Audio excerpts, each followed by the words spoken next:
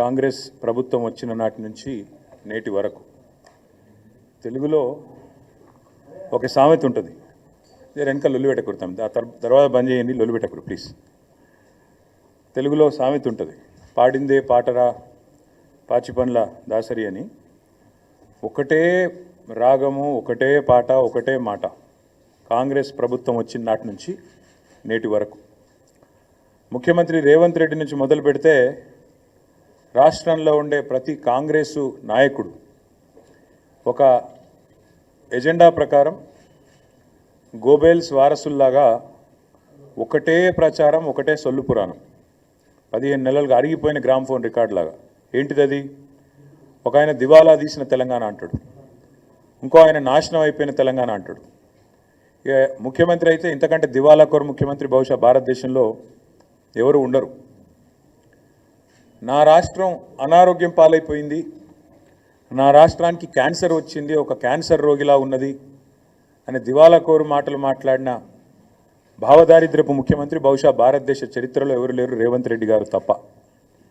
కానీ ఇవాళ అదే రేవంత్ రెడ్డి గారి మూతి మీద తన్నినట్టు, అదే రేవంత్ రెడ్డి గారి చెంప చెల్లుమనేటట్టు, అదే రేవంత్ రెడ్డి సొల్లు పురాణం అంతా తప్పు అంటూ ఆయన సొంత క్యాబినెట్లోని సహచరుడు, ఈ రాష్ట్ర ఉప ముఖ్యమంత్రి బట్టి విక్రమార్క గారు, రాష్ట్ర ఆర్థిక శాఖ మంత్రి గారు ఫిబ్రవరి 17 నాడు ఒక సమగ్ర సవివరమైన నివేదికను వారు విడుదల చేసినారు. ఇది మా కవిత్వం కాదు, బీఆర్ఎస్ పార్టీ యొక్క సొంత నివేదిక కాదు, రాష్ట్ర ప్రభుత్వం సాధికారంగా విడుదల చేసిన నివేదిక. Telangana state statistical abstract atlas అని కూడా అంటారు దాన్ని. ఫిబ్రవరి 17 నాడు మరి కేసీఆర్ గారి జన్మదిన కానుక అనుకున్నారేమో కానీ వారు విడుదల చేసి ఇందులో ముఖ్యమంత్రి మూతి మీద తన్నేటట్టు కొన్ని వాస్తవాలు చెప్పినారు. ఇన్ని రోజులు ముఖ్యమంత్రి మాట్లాడిన చిల్లర మాటలు, బజారు భాష, ముఖ్యమంత్రి చెప్పిన పచ్చి అబద్ధాలు, ఇవన్నిటినీ కూడా తిప్పికొడుతూ సమగ్రమైన సవివరమైన నివేదికను విడుదల చేసి వాస్తవాలు అంగీకరించినందుకు నేను ఈ ప్రెస్ మీట్ ద్వారా గౌరవ ఉప ముఖ్యమంత్రి బట్టి విక్రమార్క గారికి ధన్యవాదాలు తెలియజేస్తా ఉన్నా.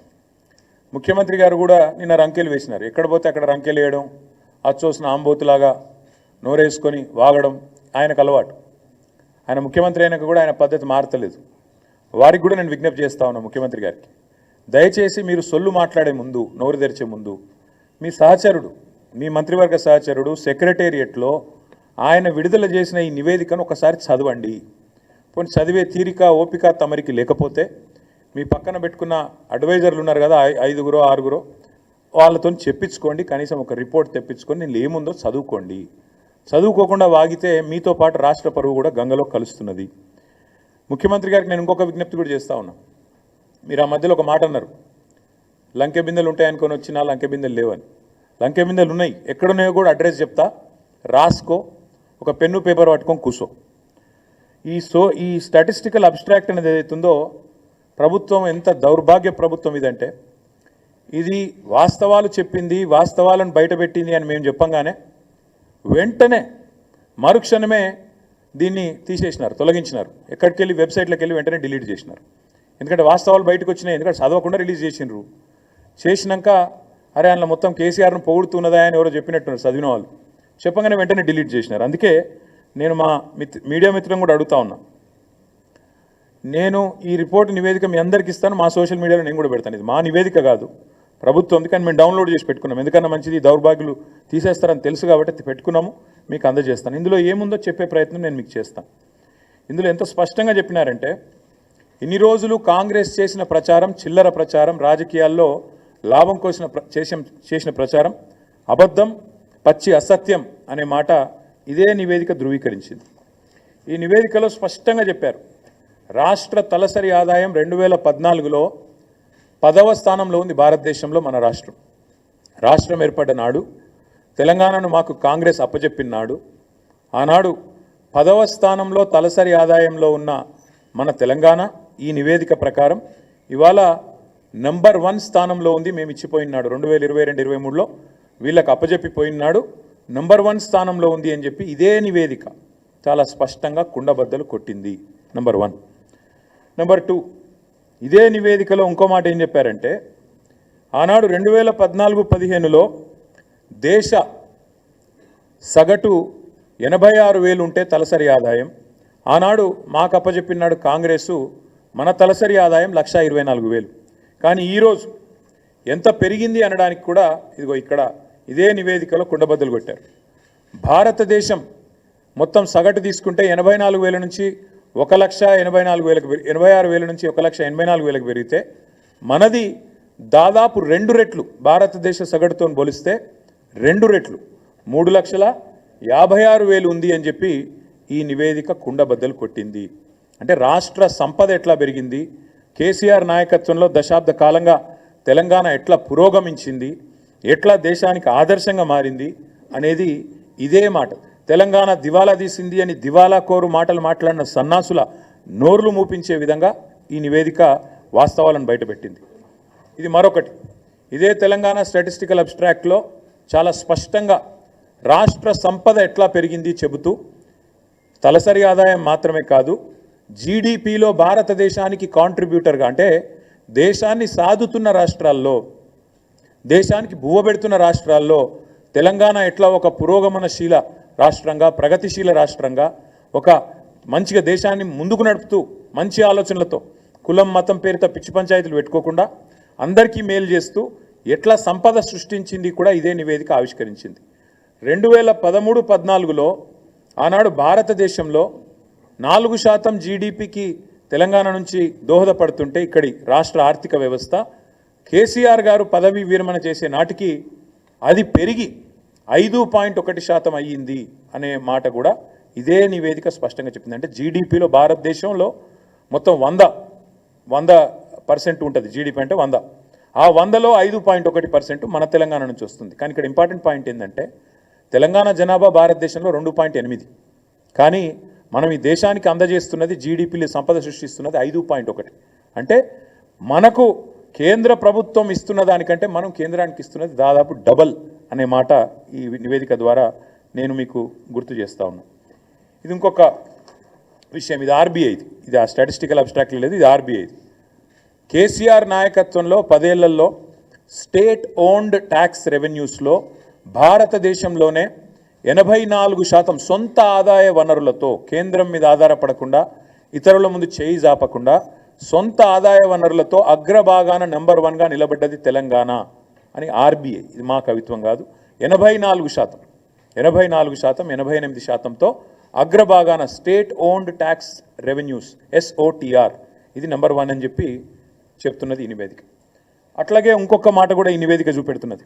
ఏమంటారు ఇందులో, భారతదేశంలో మన స్థానం ఏంటిది GSDPలో మొత్తం ఓవరాల్ సైజ్ అంటే ఈ నివేదికలో ఏం చెప్పారంటే, కాంగ్రెస్ వాళ్ళు మాకు అప్పచెప్పిపోయినాడు ఆనాడు ఈ రాష్ట్రం యొక్క GSDP gross state domestic product 5 లక్షల కోట్లు. కానీ ఈరోజు బట్టి విక్రమార్క గారు విడుదల చేసిన ఈ నివేదిక ప్రకారం ఈ రాష్ట్రం యొక్క GSDP 10 ఏళ్లలో కేసీఆర్ గారు 5 లక్షల కోట్ల నుంచి 15 లక్షల కోట్లకు పెంచారు అని ఈ నివేదికనే రేవంత్ రెడ్డి చెంప మీద చెల్లుమని కొడుతూ నివేదిక ఇచ్చింది. ఇది ఇక్కడ చాలా ఇంపార్టెంట్ స్లైడ్. ఇది ఇలా చూడండి మీరు, మనకంటే పైన ఎవరున్నారంటే మనకంటే చాలా భూభాగంలో జనాభాలో పెద్దదైన మహారాష్ట్ర, తమిళనాడు, ఉత్తరప్రదేశ్, కర్ణాటక, పశ్చిమ బెంగాల్, రాజస్థాన్, ఈ 6 తర్వాత తెలంగాణ. అంటే గుజరాత్ను కూడా తలదన్ని ఇవాళ తెలంగాణ 10 ఏళ్లలో ఎక్కడి నుంచి ఎక్కడికి 5 లక్షల కోట్ల నుంచి 15 లక్షల కోట్లకు GSDP పెరిగింది అని కాంగ్రెస్ ప్రభుత్వం విడుదల చేసిన నివేదిక చెప్పింది. అంటే రేవంత్ రెడ్డి గారు సిగ్గు తెచ్చుకోండి అని చెప్తా ఉన్నా. ఇంకా కొంతమంది సన్నాసులు ఎలక్షన్లో లాభం కోసం మాట్లాడినారు. కాళేశ్వరం అంటేనే కమిషన్ల ప్రాజెక్టు అని చిల్లర వాగుడు, చెత్తవాగుడు, బజారు మాటలు చాలా మాట్లాడినారు. వారికి కూడా ఇదే నివేదిక సమాధానం చెప్పింది. 95వ పేజీ, రేవంత్ రెడ్డి గారు 95వ పేజీ చదువుకో. మీ 95వ పేజీలో ఇదే దీనిలో స్టాటిస్టికల్ అబ్స్ట్రాక్ట్లు ఏం చెప్పిండ్రంటే, రాష్ట్రంలో మరి సంపద పెరిగిందంటే ఎట్లా పెరిగిందంటే మీ వాళ్ళే రాసినారు, మీ ప్రభుత్వమే రాసిన ఈ నివేదిక. To achieve these objectives government has implemented policy initiatives such as flagship Kaleshwaram project and mission Kakatiya to improve irrigation infrastructure, supply 24/7 power to farmers, investment support to farmers under Rythu Bandhu. అందువల్ల సంపద పెరిగింది అంటూ కాళేశ్వరాన్ని ప్రస్తుతిస్తూ స్తుతిస్తూ అద్భుతమైన ప్రాజెక్ట్ అని చెబుతూ తెలంగాణ స్టాటిస్టికల్ అబ్స్ట్రాక్ట్లో కనీసం పాప రాసిన అధికారులను నిజాలు చెప్పారు. సరే, ఈ సన్నాసులు చూసుకోలేదు, విడుదల చేసిన తర్వాత 4 గరుచుకున్నారు, అది వేరే విషయం. ఇంకోటి, ఈ వ్యవసాయానికి సంబంధించి మీ నివేదికనే చెప్తా ఉంది స్పష్టంగా, రాష్ట్రంలో కాళేశ్వరం ప్రాజెక్టు కానీ మిషన్ కాకతీయ లాంటి ప్రాజెక్టుల వల్ల కానీ ఎంత వ్యవసాయ విస్తరణ జరిగింది, ఎట్లా సంపద పెరిగింది. ఇప్పుడు నేను చెప్పాను తలసరి ఆదాయం పెరిగింది అని చెప్పాను, రాష్ట్ర జిఎస్డిపి పెరిగింది. కేవలం ఒకటే సెక్టర్ వల్ల పెరిగిందా? కాదు.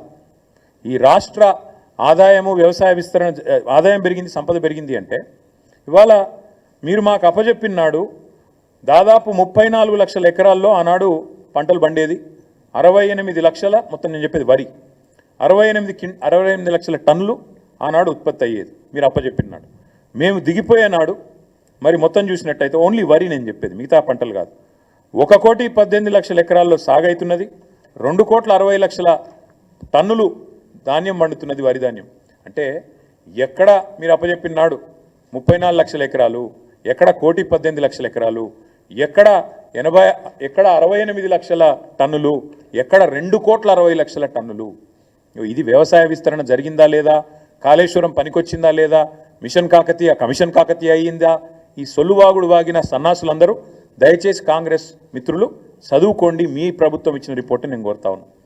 ఐటీ ఎక్స్పోర్ట్స్, ఆనాడు తెలంగాణ రాష్ట్రం ఏర్పడ్డ నాడు ఐటీ ఎక్స్పోర్ట్స్ మీరు మాకు అప్పచెప్పినాడు 57,000 కోట్లు, మేము దిగిపోయిన నాడు ఐటీ ఎక్స్పోర్ట్స్ 2,41,000 కోట్లు. ఆనాడు ఐటీ రంగంలో మొత్తం మీరు దిగిపోయిన నాడు మాకు అప్పచెప్పినాడు ఐటీ రంగంలో ఈ రాష్ట్రంలో ఉద్యోగులు 3,23,000, మేము దిగిపోయిన నాడు 10 లక్షలు, అంటే 3 రెట్లు. అటు వ్యవసాయం పెరిగింది, ఇటు ఐటీ పెరిగింది. అట్లాగే మీరు ఆఖరికి యాదవ సోదరులకు కుర్మ సోదరులకు మేము గొర్రెలు పంచి